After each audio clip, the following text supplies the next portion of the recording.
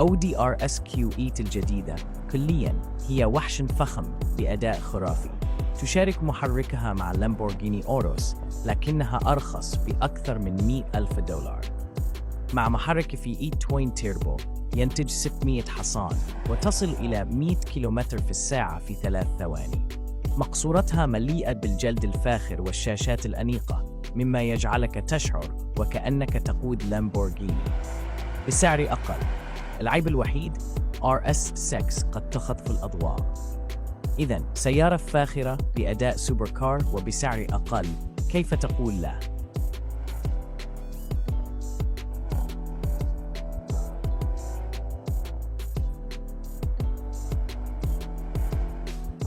لا تنسى متابعة الصفحة للمشاهدة المزيد عن أخبار السيارات.